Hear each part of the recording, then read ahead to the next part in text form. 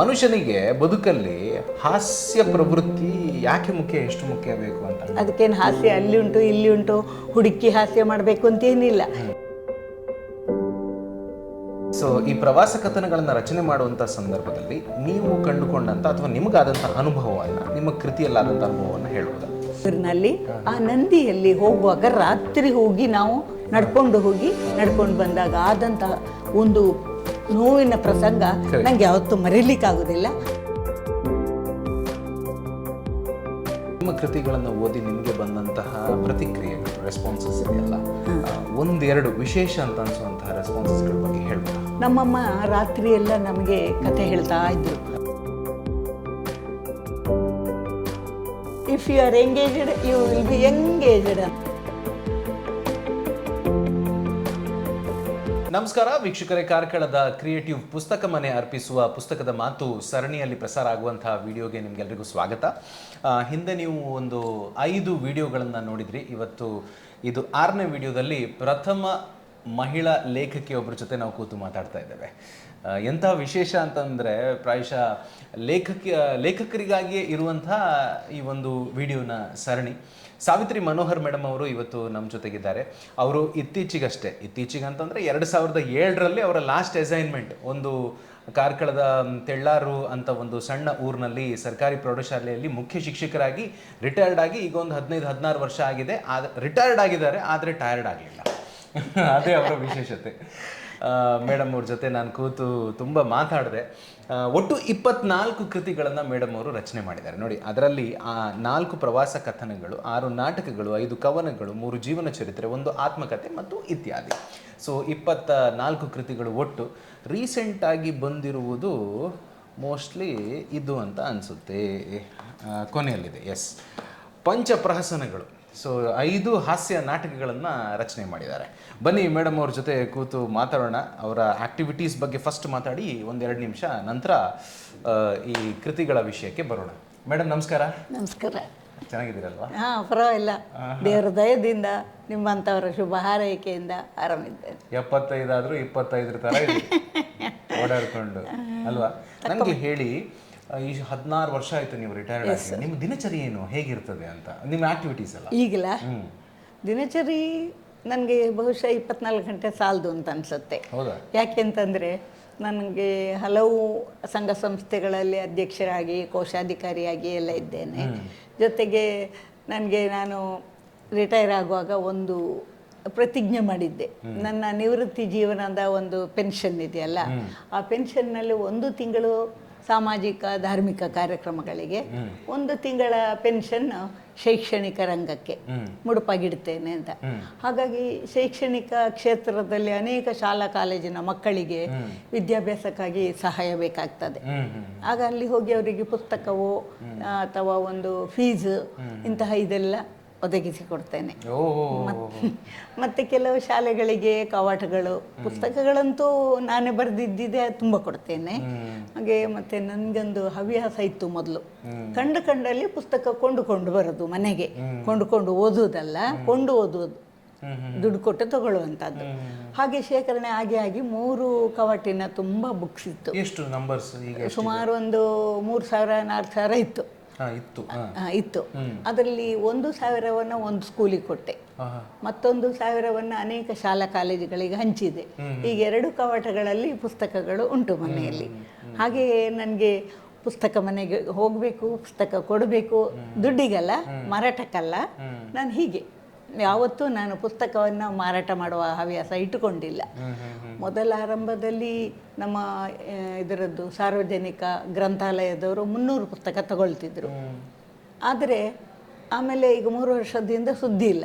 ಹಾಗಾಗಿ ನಾನೇ ಎಲ್ಲ ಪುಸ್ತಕವನ್ನು ಕೊಡ್ತಾ ಇದ್ದೇನೆ. ಇನ್ನು ಒಂದು ಬರವಣಿಗೆ ಬಿಟ್ಟರೆ ನನ್ನ ಹವ್ಯಾಸ, ನಮ್ಮ ಮಾವ ಮಾಡಿದ 1 ಎಕರೆ ಜಾಗ ಇದೆ, ಸ್ವಂತ ಮನೆ ಇದೆ. ಹಾಗಾಗಿ ನಮಗೆ ಇಬ್ಬರು ಮಕ್ಕಳು ಕೂಡ ಅವರವರ ಕಾಲ ಮೇಲೆ ನಿಂತು ದುಡಿತಾ ಇದ್ದಾರೆ.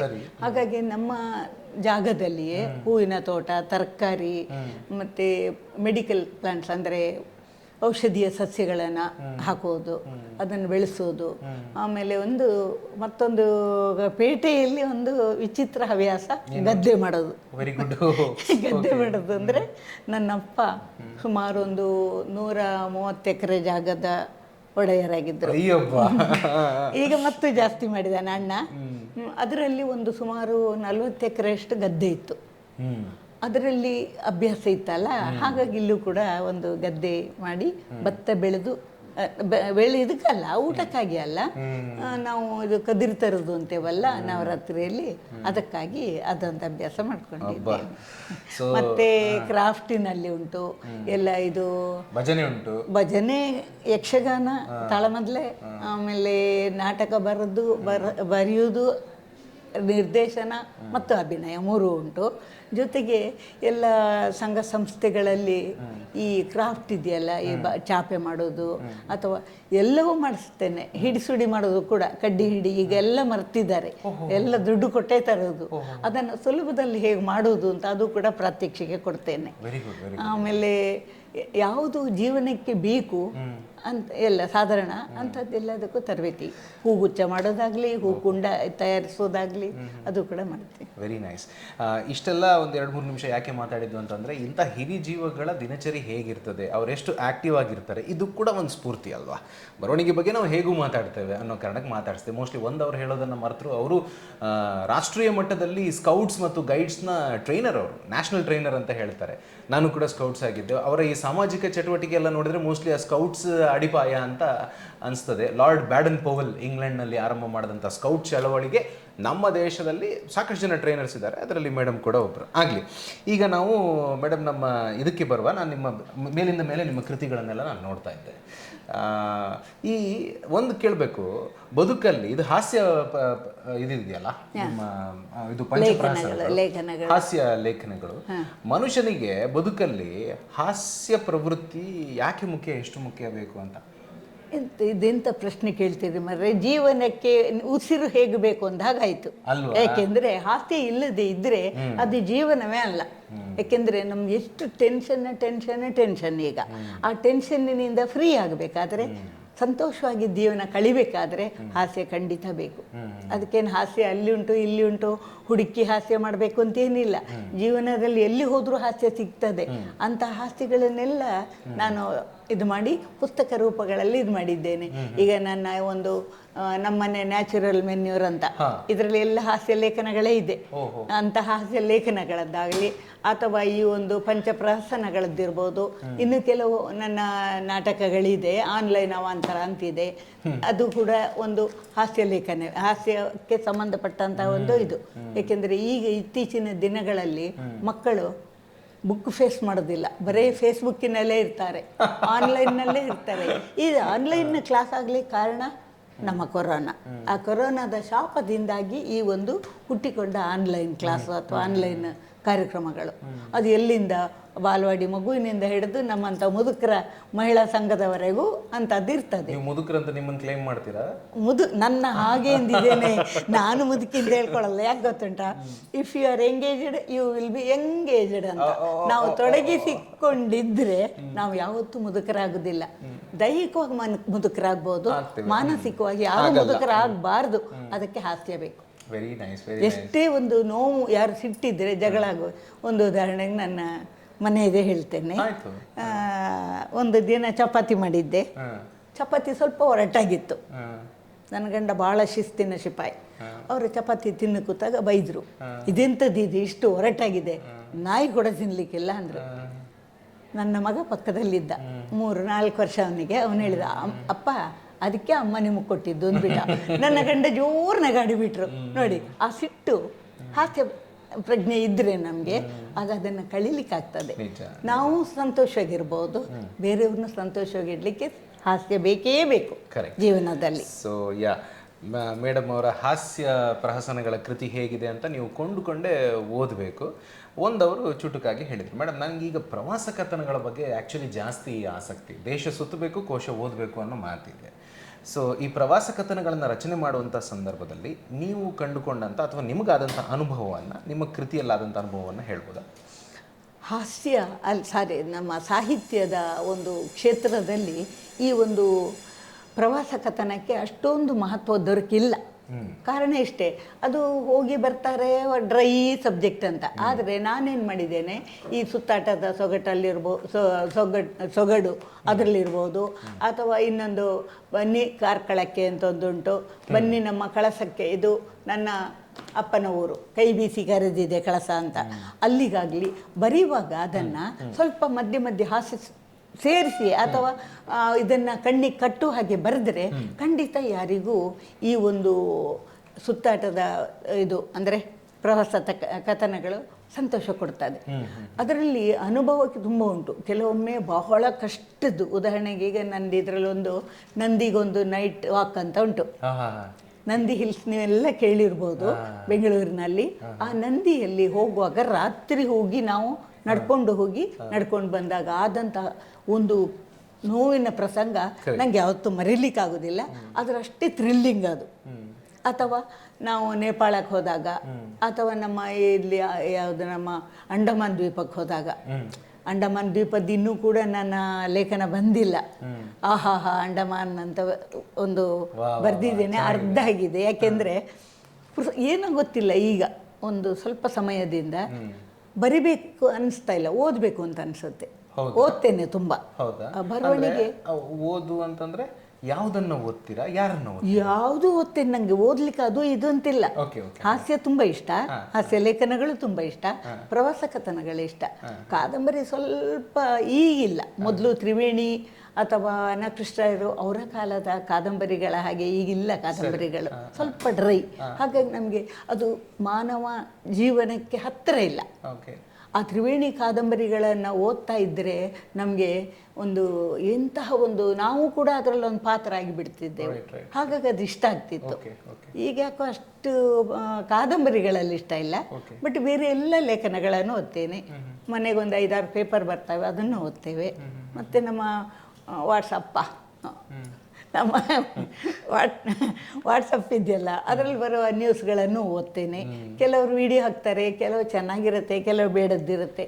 ಅದನ್ನು ಒಳ್ಳೆದ್ರ ಕೆಳಗಡೆ ಏನುಂಟು ನೋಡಿ ಆಮೇಲೆ ಅದನ್ನು ನೋಡುವ ಅಭ್ಯಾಸ. ಸೊ ನಿಮಗೆ ಮೇಡಮ್, ನೀವೀಗ ಅಂದರೆ ಈಗ ಜಗತ್ತು ನಡೀತಾ ಇರೋದೇ ಆನ್ಲೈನಲ್ಲಿ ಸಾಮಾನ್ಯ. ಸೊ ನೀವು ಅದಕ್ಕೆ ಎಲ್ಲ ತೊಡಗಿಸ್ಕೊಂಡಿದ್ದೀರಾ, ಅದರಲ್ಲೆಲ್ಲ ಆಕ್ಟಿವ್ ಇದ್ದೀರಾ? ವಾಟ್ಸಪ್ಪದಲ್ಲಿ which is unavoidable that should be accepted ಅಂತ. ಯಾವುದು ನಮಗೆ ಅನಿವಾರ್ಯವೋ ಅದನ್ನು ನಾವು ಒಪ್ಪಿಕೊಳ್ಳೇಬೇಕಲ್ವಾ, ಕಾಲಕ್ಕೆ ತಕ್ಕಂತೆ. ಹಾಗಾಗಿ ನಾನು ಕೂಡ ಅದಕ್ಕೆ ಅಡ್ಜಸ್ಟ್ ಆಗಿದ್ದೇನೆ. ಆದರೆ ಈಗಿನ ನಿಮ್ಮ ಹಾಗೆ ಯುವಕರಲ್ಲಿ ಇರುವಂತಹ ಒಂದು ತೊಡಗಿಸಿಕೊಳ್ಳುವಿಕೆ ಅಥವಾ ಅದರ ಬಗ್ಗೆ ಜ್ಞಾನ ನನಗಿಲ್ಲ. ಆದರೆ ತಕ್ಕ ಮಟ್ಟಿಗೆ ಅಷ್ಟನ್ನು ಬಳಸ್ಕೊಳ್ತಾ ಇದ್ದೇನೆ. ಓಕೆ. ಈಗ ನಿಮ್ಮ ಬರವಣಿಗೆ ಬಗ್ಗೆ ನೀವು ಮಾತನಾಡಿದ್ರಿ. ಈಗ ನೀವು ಬರವಣಿಗೆಯನ್ನು ಸ್ವಲ್ಪ ಕಡಿಮೆ ಮಾಡಿದಿರಿ, ಹೆಚ್ಚು ಓದ್ತಾ ಇದ್ದೀರಿ ಅಂತ ಹೇಳಿದ್ರಿ. ಇತ್ತೀಚೆಗೆ ಓದಿದ್ದು ಯಾವುದು ನೀವು, ಮತ್ತೆ ಯಾಕೆ ಅಂತ? ಇತ್ತೀಚೆಗೆ ಓದಿದ ಕೃತಿಯ? ಹೌದು, ಇತ್ತೀಚೆಗೆ ಓದಿದ ಕೃತಿ ಅಂದರೆ ನಮ್ಮ ಐತಾಳ್ರದ್ದು, ನಮ್ಮ ಉಡುಪಿ ಐತಾಳ್ರದ್ದೊಂದು ಬಿಂಕ ಬಿಡಿ ನಕ್ಕು ಬಿಡಿ ಅಂತ. ಇವರು ಶಾಂತರಾಜ? ಹೌದು, ಶಾಂತರಾಜ ಐತಾಳ್ರು ಬಿಂಕ ಬಿಡಿ ನಕ್ಕು ಬಿಡಿ ಅಂತ ಒಂದು ಬರೆದಿದ್ದಾರೆ. ಅದನ್ನು ಇತ್ತೀಚೆಗೆ ಓದಿದಂಥ ಒಂದು ಪುಸ್ತಕ. ಅದು ಖುಷಿ ಕೊಡ್ತದೆ ಮನಸ್ಸಿಗೆ. ಯಾಕೆಂದರೆ ಅವರು ಕೂಡ ಹಾಸ್ಯ ಲೇಖನವನ್ನು ಬರೆಯುವಂಥವ್ರು, ಚೆನ್ನಾಗಿ ಬರೆದಿದ್ದಾರೆ. ಆಮೇಲೆ ಕಂಟಿನ್ಯೂಸ್ ಆಗಿ ನೀವು ಎಷ್ಟೊತ್ತು ಓದ್ತೀರಾ? ಯಾವುದು ಕಂಟಿನ್ಯೂ ಒಂದು ಏನೋ ಒಂದು ಓದೋದಕ್ಕೆ ಈಗ ಸ್ಟಾರ್ಟ್ ಮಾಡಿದರೆ ನೀವು ಎಷ್ಟೊತ್ತು ಓದ್ತೀರಾ? 10, 20, ಅರ್ಧ ಗಂಟೆ, 1 ಗಂಟೆ? ಓದೋಕ್ಕೆ ಶುರು ಮಾಡಿದರೆ ಕೆಲವೊಮ್ಮೆ ನಮ್ಮ ಇವರು ಆಚಾರ್ಯ ಹೆಂಡತಿ ನನ್ನ ಪುಸ್ತಕವನ್ನು ನೋಡಿ ಇವತ್ತೊಂದು ಮಾತು ಹೇಳಿದರು, ಇದು ನಂದು ಹಂಸಾಯನ, ಇದು ನನ್ನ ಜೀವನ ಚರಿತ್ರೆ, ಆದರೆ ಅದನ್ನು ಕಾದಂಬರಿ ಥರ ಬರೆದಿದ್ದೇನೆ 3ನೇ ವ್ಯಕ್ತಿಯಾಗಿ. ಅದರ ಬಗ್ಗೆ ತುಂಬ ಜನ ತುಂಬ ಒಳ್ಳೆಯದು ಇದು ಬರೆದಿದ್ದಾರೆ. ಅದರಲ್ಲಿ ಹೇಳೋ ಹಾಗೆ ಓದಲಿಕ್ಕೆ ಹಿಡಿದ್ರೆ ಪುಸ್ತಕ ಕಂಟಿನ್ಯೂಸ್ ಓದ್ಕೊಂಡು ಹೋಗುತ್ತೆ. ಕೆಲವು ಪುಸ್ತಕ ಸ್ವಲ್ಪ ಓದುವಾಗ ಅಯ್ಯೋ ಸಾಕು ಅಂತಾಗತ್ತೆ, ತೆಗೆದಿಡೋ ಹಾಗಾಗತ್ತೆ. ಅದೇ ರೀತಿ ನಾವು ಕಂಟಿನ್ಯೂಸ್ ಓದೋದು ಕಡಿಮೆ. ಯಾಕೆಂದರೆ ಹೆಂಗಸರೇ ಒಳಗಡೆ ಒಲೆ ಮೇಲೆ ಏನೋ ಇಟ್ಕೊಂಡಿರ್ತೇವೆ, ಈ ಕಡೆ ಕುತ್ಕೊಂಡು ಓದ್ತಿರ್ತೇವೆ, ಅದು ತಕ್ಷಣ ಮಧ್ಯದಲ್ಲಿ ಕಟ್ಟಾಗ್ತದೆ. ಹಾಗೆ ಬಿಡುವು ತಗೊಂಡು ಓದ್ತೇವೆ. ಓಕೆ. ಮಾತಾಡ್ತಾ 15 ನಿಮಿಷ ಆಯಿತು ಮೇಡಮ್, ಹೆಚ್ಚು ಕಡಿಮೆ ಕೊನೆಯ ಹಂತಕ್ಕೆ ನಾವೀಗ ಬಂದಿದ್ದೇವೆ. ನಿಮ್ಮ ಇಷ್ಟು ಕೃತಿಗಳನ್ನು ಓದುವಂತಹ ಒಂದು ವರ್ಗನೇ ಇದೆ ಅಂತ ಹೇಳೋಣ, ಓದಿದ್ದಾರೆ ಕೂಡ. ನಿಮ್ಮ ಕೃತಿಗಳನ್ನು ಓದಿ ನಿಮಗೆ ಬಂದಂತಹ ಪ್ರತಿಕ್ರಿಯೆಗಳು, ರೆಸ್ಪಾನ್ಸಸ್ ಇದೆಯಲ್ಲ, ಒಂದೆರಡು ವಿಶೇಷ ಅಂತ ಅನಿಸುವಂತಹ ರೆಸ್ಪಾನ್ಸಸ್ಗಳ ಬಗ್ಗೆ ಹೇಳ್ಬೋದಾ? ನನ್ನ ಪುಸ್ತಕದ ಬಗ್ಗೆ ಬಂದ ಪ್ರತಿಕ್ರಿಯೆಗಳು, ಹೌದೌದು, ನನ್ನ ಹಂಸಾಯನವನ್ನು ಎಲ್ಲ ಒಂದು ಯೂನಿವರ್ಸಿಟಿಯವರು ಕೂಡ ಬಹಳ ಒಂದು ಹೊಗಳಿ ಬರ್ತಿದ್ದಾರೆ. ಇದರಲ್ಲಿ ನನ್ನ ಜೀವನವನ್ನು ನಾನು ಬೇರೆಯವರ ಹಾಗೆ, ಬೇರೆ ಒಂದು ಹುಡುಗಿ ಅನ್ನೋ ಹಾಗೆ, ಹಂಸ ಅಂದರೆ ನಂದು ನಿಕ್ ನೇಮ್, ಅಂದರೆ ಹಮ್ಮ ಅಂದರೆ ಹಂದಿಗೋಡು, ಸಾ ಅಂದರೆ ಸಾವಿತ್ರಿ ಅಂತ. ಹಾಗಾಗಿ ಅದನ್ನು ಯಾನ ಅಂದರೆ ಅದರದ್ದು ಒಂದು ಪ್ರಯಾಣ, ಅದನ್ನು ಬರೆದುಕೊಂಡಿದ್ದು ನಾನು ರಿಟೈರ್ ಆಗುವವರೆಗೆ ಬರೆದಿದ್ದೇನೆ. ಮುಂದಿಂದು ಪಾಯಿಂಟ್ಸ್ ಹಾಕ್ತಾ ಇದ್ದೇನೆ, ಬರಿಬೇಕು. ಈಗ ಪ್ರತಿಕ್ರಿಯೆ ಅಂತ ಹೇಳಿದರೆ, ಒಂದು ನಮ್ಮ ಇವರು ನಮ್ಮ ಬೊಂಬಾಯಿ ಸುನೀತಾ ಶೆಟ್ಟಿ ಅಂತ ಕೇಳಿರ್ಬೋದು, ಅವರು 1-2 ಪುಟ ಬರೆದಿದ್ದಾರೆ. ನಂದು ಅಮ್ಮನ ಪುಸ್ತಕ ಬರೆದೆ ನಾನು, ನೆನಪಿನ ಅಂಗಳದಲ್ಲಿ ಅಂತ. ರಾತ್ರಿ ಎಲ್ಲ ಕೂತ್ಕೊಂಡು ಅವರ ಹತ್ರ ಪಾಯಿಂಟ್ಸ್ ಕೇಳಿಕೊಂಡು ಮತ್ತೆ ಮನೆಯಲ್ಲಿ ಬಂದು ಹಗಲು ಕೂತ್ಕೊಂಡು ಬರೆದು ಅದು ನೆನಪಿನ ಅಂಗಳದಲ್ಲಿ ಅಂತ ಒಂದು ಪುಸ್ತಕ ಮಾಡಿದೆ. ಅದು ಹೈಲೈಟ್ ಆಯಿತು, ತುಂಬ ಹೈಲೈಟ್ ಆಯಿತು, ಎಲ್ಲರಿಗೂ ಇಷ್ಟ ಆಯಿತು. ಅದು ನನಗೂ ಕೂಡ ತುಂಬ ಇಷ್ಟ ಆಯಿತು. ಅದಕ್ಕೆ ಬಂದ ಪ್ರತಿಕ್ರಿಯೆಗಳು ನಾನೆಲ್ಲ ಕಲೆಕ್ಟ್ ಮಾಡಿ ಇಟ್ಟಿದ್ದೇನೆ. ಅದನ್ನೇ ಒಂದು ಪುಸ್ತಕ ಮಾಡಬೇಕಂತ, ಯಾಕೆಂದ್ರೆ ನಮ್ಮ ಅಮ್ಮನ ನೆನಪಿಗಾಗಿ. ನಂತರ ಪ್ರತಿಕ್ರಿಯೆ ಬಂದದ್ದು ಅಮ್ಮನೇ ನಿಮಗೆ ಬರವಣಿಗೆಗೆ ಸ್ಫೂರ್ತಿ ಅಂತ ಆಗ ಹೇಳಿದ್ರಿ ನೀವು ನನ್ನ ಹತ್ರ. ನಿಮ್ಮ ಅಮ್ಮನೇ ನಿಮಗೆ ಸ್ಫೂರ್ತಿ ಬರವಣಿಗೆಗೆ. ನೀವು 3ನೇ ಕ್ಲಾಸಲ್ಲಿ ಇರಬೇಕಾದ್ರೆ ಮೊದಲು ನೀವು ಬರೆಯೋದಕ್ಕೆ ಆರಂಭ ಮಾಡಿದ್ದು, ಅದಕ್ಕೆ ನಿಮ್ಮ ತಾಯಿಯಿಂದ ಅದು ಸಾಧ್ಯ ಆಯಿತು. ಹೌದು, ಖಂಡಿತ. ಯಾಕೆಂದರೆ ನಮ್ಮಮ್ಮ ಬಂದಿದ್ದು ಈ ಒಂದು ಓದುಗರ ಅಥವಾ ಸಾಹಿತಿಗಳ ಒಂದು ಇದರ ಸಂಸಾರದಿಂದ. ಆಗುಂಬೆಯಲ್ಲಿ ಅನಂತಮೂರ್ತಿ ಹೆಬ್ಬಾರ್ ಅಂದರೆ ಅವರ ಅಣ್ಣ, ಅವರು ಕೂಡ ಎಲ್ಲ ಯಕ್ಷಗಾನ ಎಲ್ಲ ಬರೆದಿದ್ದಾರೆ. ನಮ್ಮಮ್ಮ ರಾತ್ರಿ ಎಲ್ಲ ನಮಗೆ ಕತೆ ಹೇಳ್ತಾ ಇದ್ರು, ತಲೆ ಒಳಗೆಲ್ಲ ಅದಿರ್ತಿತ್ತು. ಅದೇ ರೀತಿಯಲ್ಲಿ ನಾನು ಕೂಡ ಒಂದು ನನಗೆ ಬರಿಬೇಕು ಅನ್ನೋ ಇದು ಅಲ್ಲಿಂದಲೇ ಶುರುವಾಯಿತು. ಆ ಒಂದು ಇದು ಮತ್ತೆ ನನಗೆ ಇದು ಪ್ರಜಾವಾಣಿಯಲ್ಲಿ ಎಲ್ಲ ಇದು ಬಂದಾಗ ಆರಂಭ ಆಯ್ತು. ಆಗಲೇ ಸುಧಾ ಆರಂಭ ಆದಾಗ ಅದಕ್ಕೆಲ್ಲ ಬರೀತಾ ಇದ್ದೆ. ಪ್ರಜಾವಾಣಿಯವರು ಒಂದು ಇದು ಸ್ಪರ್ಧೆ ಥರನೇ ಮಾಡಿದ್ರು ಬರೀಲಿಕ್ಕೆ. ನಾನು ಬರೆದದ್ದಕ್ಕೆ ನನಗೆ ಜಾಣ ಪುಟಾಣಿಯಿಂದ ಒಂದು ಪ್ರಶಸ್ತಿ ಕೊಟ್ಟಿದ್ರು. ನನಗಾಗ ಭಾರೀ ಖುಷಿಯಾಗಿತ್ತು. 3ನೇ ಕ್ಲಾಸಿನಲ್ಲಿದ್ದವಳಿಗೆ ಜಾಣ ಪುಟಾಣಿ ಅಂದ್ರಲ್ಲ ಅಂತ ನಾನು ಅದನ್ನು ಯಾವಾಗಲೂ ಸರ್ಟಿಫಿಕೇಟ್ ಇಟ್ಕೊಂಡಿದ್ದೆ. ಮತ್ತೆ ಪ್ರಜಾವಾಣಿ ಅಂತ ಒಂದು ಪತ್ರಿಕೆಯವರು ನಿಮಗೆ ಅದನ್ನು ಕೊಡೋದು, ಅದು ಆ ಕಾಲದಲ್ಲಿ ಒಂದು ಮಹಾದೊಡ್ಡ ಸಾಧನೆ ಅಲ್ವಾ? ಅಂದರೆ ಅದಕ್ಕೆ ಖಂಡಿತ ಕಾರಣ ನಮ್ಮಮ್ಮ. ಯಾಕೆಂದರೆ ನನಗೆ ನಮ್ಮಮ್ಮನೇ ಮೊದಲ ಗುರು. ನಾವು ಮಾತು ಹೇಳ್ತೇವಲ್ಲ, ಮನೆ ಮೊದಲ ಪಾಠಶಾಲೆ, ಜನನಿ ತಾನೇ ಮೊದಲ ಗುರು ಅಂತ. ಆ ಜನನಿಯಿಂದ ಕಲ್ತದ್ದು ನಾನು. ಇವತ್ತು ನಿಮ್ಮ ಮುಂದೆ ನಿಂತು ಕೂತು ಮಾತಾಡೋದಿದ್ರು ಕೂಡ ಅದು ನಮ್ಮಮ್ಮನ ಒಂದು ಕೃಪೆ. ಯಾಕೆಂದರೆ ಅವರ ಒಂದು ಪ್ರೋತ್ಸಾಹದಿಂದಲೇ ನಾನು ಈ ರೀತಿಯಾಗಿರೋದು. ಆಮೇಲೆ ಅದರಲ್ಲಿ ಬರೀತಾ ನಮ್ಮಮ್ಮ ಯಾವತ್ತೂ ಹೇಳೋರು, ನೀನು ತ್ರಿವೇಣಿ ಹಾಗೆ ದೊಡ್ಡ ಕಾದಂಬರಿ ಕಥೆಗಾರ್ತಿ ಆಗಬೇಕು ಅಂತ. ತ್ರಿವೇಣಿಯಷ್ಟು ಯೋಗ್ಯತೆ ನನಗೆ ಖಂಡಿತ ಇಲ್ಲ, ಆದರೆ ಒಂದು ಸ್ವಲ್ಪ ತ್ರಿವೇಣಿ ಅಂದರೆ 3 ವೇಣಿಗಳು, ನಾನು 1 ವೇಣಿ ಆದರೂ ಮಾಡೋ ಹಾಗೆ ಸ್ವಲ್ಪ ಬರಿತಾ ಇದ್ದೇನೆ, ಪ್ರಯತ್ನಿಸ್ತಾ ಇದ್ದೇನೆ. ಅದೇ ಮುಖ್ಯ. ಮೇಡಮ್ ಜೊತೆ ಮಾತಾಡ್ತಾ 15-20 ನಿಮಿಷ ಕಳೆದೆವು. ನೀವು ಮೇಡಮ್ ಅವರ ಪುಸ್ತಕಗಳನ್ನು ನಮ್ಮ ಕಾರ್ಕಳದ ಕ್ರಿಯೇಟಿವ್ ಪುಸ್ತಕ ಮನೆಯಲ್ಲಿ ಖರೀದಿ ಮಾಡ್ಬೋದು. ಅದು ನಮ್ಮ ಕಾರ್ಕಳದಲ್ಲಿ ಒಂದು ಇದೆ, ಇನ್ನೊಂದು ಮೂಡಬಿದ್ರೆಯಲ್ಲೂ ಕೂಡ ಇದೆ. ಇಲ್ಲ ನಾವು ಈ 2 ಊರಿನವರಲ್ಲ ಅಂತಾದರೆ ನೀವು ದೂರದಲ್ಲಿದ್ದರೆ ಆನ್ಲೈನ್ ಮೂಲಕ ಕೂಡ ನಮ್ಮ ಈ ಕೃತಿಗಳನ್ನು ನೀವು ತರಿಸ್ಬೋದು ನಮ್ಮ ವೆಬ್ಸೈಟ್ನ ಒಳಗಡೆ. ಈ ವಿಡಿಯೋ ಬಗ್ಗೆ ನಿಮಗೆ ಏನು ಅನಿಸ್ತು ಅಂತ ಹೇಳೋದನ್ನು ನೀವು ಕಾಮೆಂಟ್ ಮೂಲಕ ತಿಳಿಸ್ಬೋದು. ಹೆಚ್ಚಿನ ಮಾಹಿತಿಯನ್ನು ನಾವಿಲ್ಲಿ ಡಿಸ್ಕ್ರಿಪ್ಷನಲ್ಲಿ ಹಾಕಿದ್ದೇವೆ. ನಮ್ಮ ಈ ಪುಸ್ತಕ ಮನೆ ಯೂಟ್ಯೂಬ್ ಚಾನಲನ್ನು ನೀವು ಸಬ್ಸ್ಕ್ರೈಬ್ ಮಾಡಿ. ಇಂಥ ಹೆಚ್ಚು ವೀಡಿಯೋಸ್ಗಳು ಮುಂದಿನ ದಿನಗಳಲ್ಲಿ ಬರ್ತಾ ಇರ್ತದೆ. ನಾವು ಕ್ಲೋಸ್ ಮಾಡೋದಕ್ಕಿಂತ ಮುಂಚೆ ನಮ್ಮ ಸಂಸಾರ ಆನ್ಲೈನ್ ಅವಾಂತರ ನೋಡಿ ಎಷ್ಟು ಚೆನ್ನಾಗಿದೆ. ಇದರ ಟೈಟಲ್ಲೇ ತುಂಬ ಚೆನ್ನಾಗಿದೆ. ಕಳಸ, ಕೈ ಬೀಸಿ ಕರೆದಿದೆ ಕಳಸ ಅಂತ. ಇದು ಮಕ್ಕಳ ಪ್ರವಾಸ ಕಥನ, ಮಕ್ಕಳಿಗಾಗಿ ನೀವು ಒಂದು ಕೊಡ್ಬೋದು. ಇಂದಿರಾ ಹಾಲಂಬಿ, ಬದುಕು ಬರೆಹ. ಮೇಡಮ್ ಇದು ನನಗೆ ಬರೀಲಿಕ್ಕೆ, ಪುಸ್ತಕ ಪ್ರಕಟಿಸ್ಲಿಕ್ಕೆ ಅವರೇ ಕಾರಣ. ಅವರಿಂದ ಮೊದಲು ನಾನು ಸಂದೀಪ ಸಾಹಿತ್ಯದಿಂದ ಮಾಡ್ತಾ ಇದ್ದಿದ್ದು, ಸುಮಾರು 13 ಪುಸ್ತಕ ಅವರಿಂದಾಗಿದ್ದು. ಆಮೇಲೆ ಉಳಿದದ್ದೆಲ್ಲ ಅವರೇ ಬಂದು, ನೀನು ದುಡ್ಡೇನೂ ಹಾಕೋದಿಲ್ಲ ನಾವು, ಆದರೂ ನಮ್ಮ ಹೆಸರು ಯಾಕೆ ಅಂತೇಳಿ ಪುನ್ನಾಗ ಪ್ರಕಾಶನ ಅಂತ. ಪುನ್ನಾಗ ಅಂದರೆ ನಮ್ಮಮ್ಮನ ಹೆಸರು ನಾಗಮ್ಮ ಅಂತ, ನಮ್ಮ ಅಮ್ಮನ ಹೆಸರಿನಲ್ಲಿ ಪ್ರಕಾಶನವನ್ನು ಅವರೇ ಆರಂಭಿಸಿದ್ದು. ಆಮೇಲೆಲ್ಲ ಅದರಲ್ಲೇ ಆಗಿದ್ದು. Very nice. ಸುತ್ತಾಟದ ಸೊಗಡು, ಅದೇ ಪ್ರವಾಸ ಕಥನದ ಬಗ್ಗೆ ನಾನು ಹೇಳಿದೆ. ಊರ್ಮಿಳಾ ಅಂತರಂಗ ಆನ್ಲೈನ್ ಅವಾಂತರ ಅವರು ಆಲ್ರೆಡಿ ತೋರಿಸಿದ್ರು. ಪಂಚಪ್ರಹಸನಗಳ ಬಗ್ಗೆ ನಾವು ಮಾತನಾಡಿದ್ದೇವೆ ಸ್ಟಾರ್ಟಿಂಗಲ್ಲಿ. ನಮ್ಮ ಮನೆ ನ್ಯಾಚುರಲ್ ಮೆನ್ಯೂರ್. ನಾನು ಆ್ಯಕ್ಚುಲಿ ಇದನ್ನು ನೋಡಿಕೊಂಡು ಫಸ್ಟ್ ಏನೋ ಅವರಿಗೆ ಇದರಲ್ಲಿ ತೋಟ ಮತ್ತು ಕೈಗಾರಿಕೆ ಇದರಲ್ಲೆಲ್ಲ ಆಸಕ್ತಿ ಇರೋದ್ರಿಂದ ಅದ್ರ ಬಗ್ಗೆ ಏನು ಅಂತ ಅಂದ್ಕೊಂಡೆ. ಬಟ್ ಅದು ಅಲ್ಲ, ಅದು ಬೇರೆಯೇ ಆಗಿರ್ತದೆ. ಹಂಸ ಏನೋ ಅವರ ಆತ್ಮಕಥೆ ಅಂತಲೂ ಹೇಳಿದರು. ಇಲ್ಲಿಗೆ ನಮ್ಮ ಈ ವಿಡಿಯೋವನ್ನು ಮುಗಿಸ್ತಾ ಇದ್ದೇವೆ. ಮುಂದಿನ ವಿಡಿಯೋದಲ್ಲಿ ಮತ್ತೊಮ್ಮೆ ನಾವು ಭೇಟಿಯಾಗುವ. ಮೇಡಮ್, ನಿಮ್ಮ ಈ ಜೀವನದ ಬಗ್ಗೆ ಇರುವಂಥ ಉತ್ಸಾಹ ಹೀಗೆ ಸದಾ ಮುಂದುವರಿಲಿ, ಚೆನ್ನಾಗಿ ಆರೋಗ್ಯದಿಂದಿರಿ, ಎಲ್ರಿಗೂ ಇನ್ಸ್ಪೈರ್ ಮಾಡ್ತಾ ಇರಿ. ನಮಸ್ಕಾರ. ಅವಕಾಶ ಕೊಟ್ಟದ್ದಕ್ಕಾಗಿ ಎಲ್ಲರಿಗೂ ನಾನು ನಮಸ್ಕರಿಸ್ತಾ